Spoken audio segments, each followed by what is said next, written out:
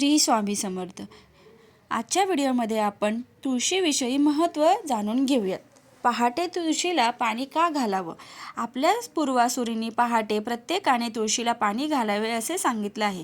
त्या पाठीमागे पुढील दोन महत्त्वाची कारणे आहेत। एक, आध्यात्मिक महत्त्व। याबाबत पुराणात एक कथा सांगितली जाते। जालिंदर नावाचा एक अत्यंत पराक्रमी राक्षस असतो। आपल्या पराक्रमाच्या बळावर त्यांनी देवांना आणि साधू संतांना पार त्राही करून सोडलेले असते। त्याला कसे रोखायचे असा प्रश्न सर्व देवांना पडतो। मग देव विष्णूला शरण जाऊन जालिंदरापासून आपले रक्षण करण्याची विनंती करतात। विष्णूने जेव्हा जालिंदराबाबत माहिती काढली तेव्हा त्यांना असे कळले की त्यांची पत्नी वृंदा ही सतीपती व्रता असते। तिच्या पतिव्रत्याच्या सामर्थ्याने जालिंदर विजयी होत असतो। त्याला पराजित करायचे असेल तर वृंदाच्या पतिव्रत्याचा भंग करणे हाच उपाय उरतो।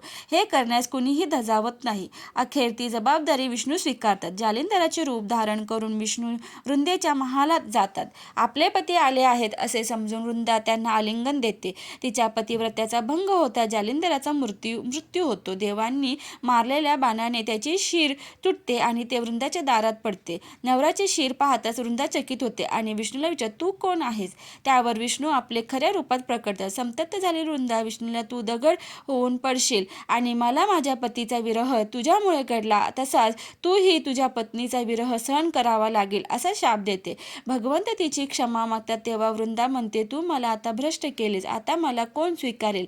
तेव्हा भगवंत म्हणतात, मी तुझा स्वीकार करतो। इतकेच नव्हे तर जे तुझी पूजा करतील त्यांच्यावर माझी कृपा असेल। त्यानंतर वृंदा सती गेली। पुढे तिच्या शापामुळेच राम अवतारामध्ये भगवंताला सीतेचा विरह सहन करावा लागला।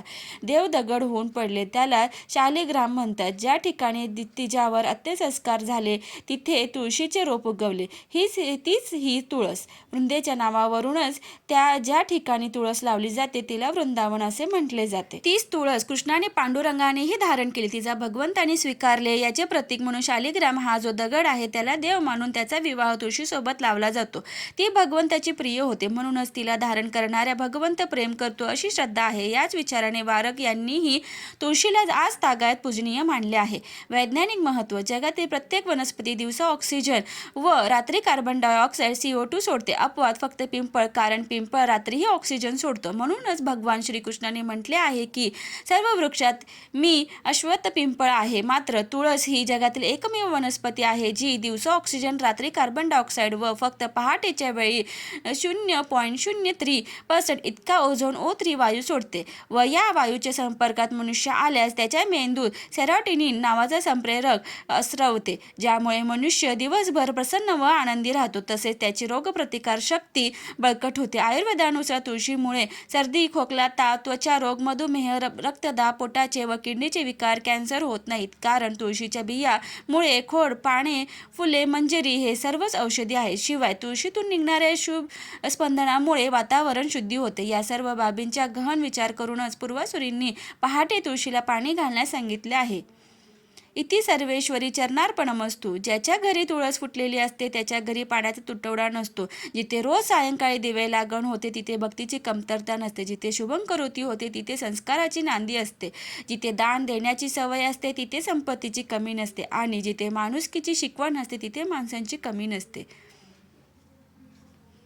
तुळशी कोण होती? तुळशी एक रोप। पूर्वी तुळस ही एक वृंदा नावाची राक्षस कुळात जन्माला आलेली कन्या होती। ती लहानपणापासून भगवान विष्णूंची मोठी भक्त होती। अगदी मनोभावे, प्रेमाने आणि भक्तिभावाने पूजा करत असे। जेव्हा ती उपवर झाली तेव्हा तीच लग्न जालंधर नावाच्या दानव राजाशी झाला। जालंधर समुद्रापासून उत्पन्न झाला होता। वृंदा मोठी ही पतिव्रता स्त्री होती, सदा सर्वदा आपल्या पतीची सेवा करत असे। एकदा देव आणि दानवा मध्ये युद्ध झाले तेव्हा जालंधर युद्धावर जाऊ लागला। तेव्हा वृंदा म्हणाली, स्वामी, तुम्ही युद्धावर जात आहात, जोपर्यंत युद्धावर लढत आहात तोपर्यंत मी अनुष्ठान करून आपल्या विजयाचा संकल्प करून विजयाचा आवाहन करेन।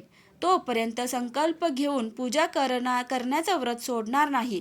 जालंधर तो युद्ध करायला निघून गेला आणि वृंदा व्रताचा संकल्प करून पूजा करायला बसली. तिच्या व्रताच्या प्रभावाने देवता जलंधरला पराभूत करू शकत नव्हते. सारे देव जेव्हा पराभूत होऊ लागले तेव्हा सर्व देव भगवान विष्णूकडे गेले. सर्वांनी भगवान विष्णूकडे प्रार्थना केली तेव्हा भगवान सांगू लागले, वृंदा माझी प्रिय भक्त आहे, तिच्याशी मी छळ नाही करू शकत. मग देवता बोलल्या, भगवान दुसरा कोणता उपाय पण नाही जो आमची मदत करू शकेल. तेव्हा भगवान विष्णूने जलंधरचा रूप धारण केले व वृंदाच्या महालात पोचले. त्या क्षणी वृंदाने आपल्या पतीला पाहिले.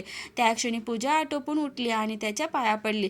चरणस्पर्श होता, संकल्प सुटला आणि तिकडे देवाने जलंधरला मारून त्याच शिर धडापासून वेगळे केले. ते शिर वृंदाच्या महालात पडले. जेव्हा वृंदाने पतीचे शिर पाहिले तेव्हा समोर उभा असलेला कोण आहे? वृंदाने विचारले, आपण कोण आहात ज्याच्या पदस्पर्श करून मी संकल्प सोडला? विष्णू आपल्या खऱ्या रूपात आले. ते काहीच बोलले नाहीत. वृंदा सर्व काही समजून गेली. तिने भगवान विष्णूंना श्राप दिला किंवा तुम्हीच आता व दगड बनाल आणि भगवान दगड बनले. सर्व देवतांमध्ये हाहाकार माजला. लक्ष्मी देवी प्रार्थना करू लागली. तेव्हा वृंदाने परत विष्णू रूपात आणले आणि पतीचं शिर घेऊन ती स्त्री गेली. वृंदाच्या राखेमधून एक रोपटं रुजले. भगवान विष्णूने त्या रोपाला आजपासून त्याचं नाव तुळशी आहे आणि माझं एक रूप दगडाच्या रूपाने राहिलं, ज्याला शालिग्राम नावाने तुळशी बरोबर